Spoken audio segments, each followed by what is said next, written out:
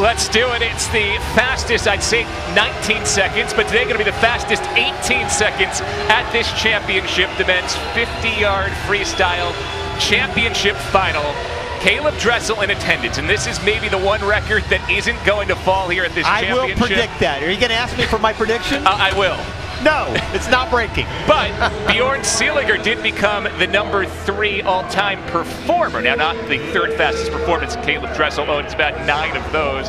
But Seeliger went 18:45 to qualify first today. Yeah, he is going to be the favorite, but the really Achilles heel from him that he's got to clean up is that start. He was last off the blocks this morning. And then how about Drew Kibler and his range? Kibler led off the 800-yard free relay for Texas yesterday as they won a national championship. Qualified second here in the 50. Second here in the 50. Last year he swam the 500 instead of the 50, and he was 5th in that.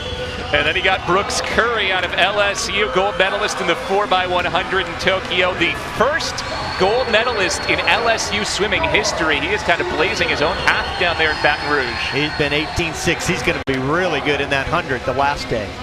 And Bjorn Seeliger for Cal looking to get the maximum 20 points and keep the Bears in the hunt for the NCAA championship. You got your top 2 contenders, Cal and Texas, right in the middle of the pool with Seeliger and Kibler. And when you think about the team standpoint, Cal really needs this. They've got 2 Texas Longhorns in here. He's got to offset that a little bit. He won't do it by much, but he's got to offset it a little bit with a big win here for Cal. That's a good point. We haven't even mentioned Cameron Akinaki of Texas in lane number 6. He was the number 4 qualifier, 2-time All-American in Denver before grad transferring this year to Texas. And another guy. We've got so many, but watch this guy, Jordan Crooks. This guy is amazing, a freshman. We've seen so many freshmen do it here. We just saw Marshawn in the 200 IM. Sates in the 500 freestyle, another freshman to keep an eye out. Can't believe that Seeliger was just a sophomore. Crooks was the SEC champ this year, came in as the top seed heading into the prelims. He'd swim 18:53 coming into the championship. This one will be electric.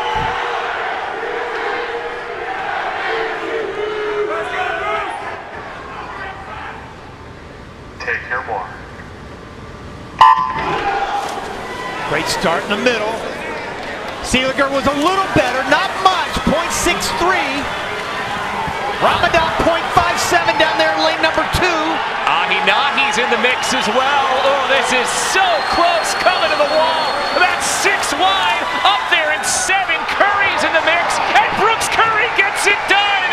LSU is a national champion. Curry takes it.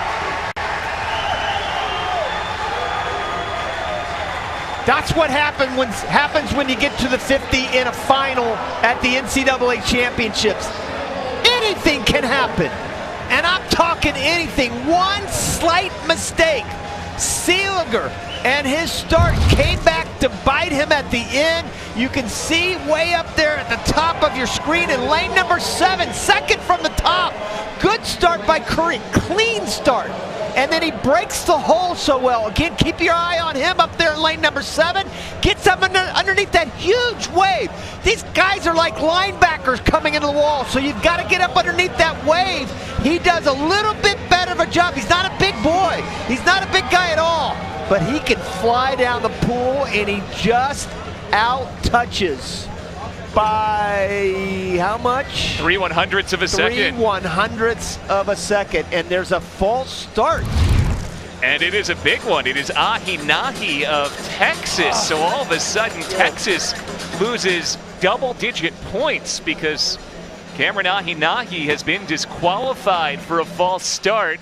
That means... And I'm not sure, that's the only thing I can think of as a false start. We need to look at that at some point because that's the only thing to me is a false start. But I didn't see that. His reaction time wasn't that great. So Curry, Seeliger. That's huge. And then a tie for third between Brownstead and Crooks. But all of a sudden, Texas gets just 1 batch of finals points instead of 2. But the story, Brooks Curry gets the win by 3/100ths, and he's with Lara Overton. Brooks, it almost looked like it was a blanket finish. There were about 6 guys who were up there to that final push. That lean got you that 300ths that you needed to get the victory. How tight was it? How quickly did you realize that you'd gotten the victory? I didn't know at first. I mean, you get that end of the race confusion. You don't know what's going on. Look at the scoreboard. Had to triple take that one.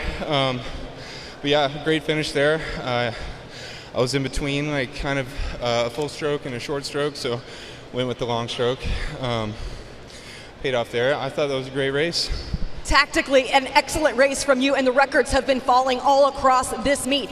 What can you say about the caliber of competition that you faced today to win this NCAA title? Oh, this is awesome competition. This is the highest it gets, and it's a pleasure racing these guys. Seeing them again, and it's just great all around. I love being here. Great guys. So. And a great win for you. Congratulations. Thank you.